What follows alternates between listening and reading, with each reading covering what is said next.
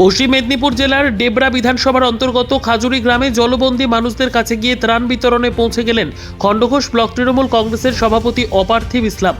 একদিকে ডিভিসির জল ছাড়া আর অন্যদিকে দীর্ঘদিন ধরে নিম্নচাপের বৃষ্টি, এই দুইয়ের কবলে পড়ে পূর্ব বর্ধমান, হাওড়া, হুগলি, পশ্চিম মেদিনীপুর, পূর্ব মেদিনীপুর সহ বিভিন্ন জেলার বেশ কিছু এলাকা বানভাসী অবস্থার মধ্যে রয়েছে। কোথাও এক হাঁটু জল, কোথাও আবার এক গলা জল। তাই এই পরিস্থিতির মধ্যে বন্যা কবলিত এলাকাগুলি মানুষের জীবন জীবিকা বন্ধ এক প্রকার বলাই চলে।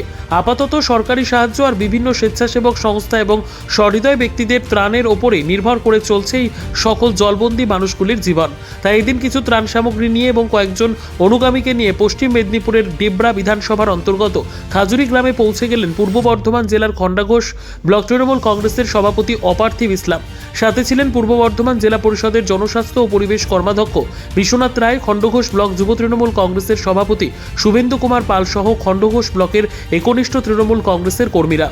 তিনি সহ এলাকার বিধায়ক হুমায়ুন কবিরের সহযোগিতায় জলবন্দী মানুষগুলির হাতে কয়েকদিন চলার মতো ত্রাণ সামগ্রী তুলে দিলেন।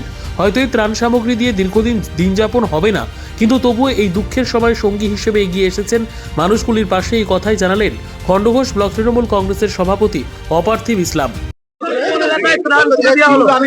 এখানে অনেক দিন ধরে মানুষরা জলের মধ্যে আটকে পড়েছিল। আমাদের খুব সৌভাগ্য যে খণ্ডঘোষের তৃণমূলের ব্লক সভাপতি, তার নাম হচ্ছে তুফান, ফাগুন এবং দেবাশিস বাবু এবং অন্যান্য যারা আছেন, প্রায় 25 জন এসেছেন বিরাট টিম নিয়ে। তারা এবং আমি ব্যক্তিগত সহযোগিতায় আমরা এত লোককে ত্রাণ দিতে পারছি, এটা আমাদের কাছে আনন্দের ব্যাপার। এখানে যেটা দেখলাম, মানুষের তো কষ্ট তো আছেই, এখানে বানভাসী এলাকা।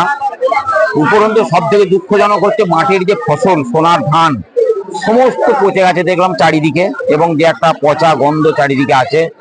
সামনে আমাদের সব থেকে বাঙালির বড় উৎসব যে দুর্গা উৎসব, এই দুর্গা উৎসব হিসাবে আপনারা দেখতে পাচ্ছেন সমস্ত বাড়ির মানুষরা এসেই আজকে সামান্য মাত্র যেটুকুই আমরা ত্রাণ হিসাবে আনতে পেরেছি, মানুষ সুষ্ঠুভাবে নিচ্ছেন। এখানে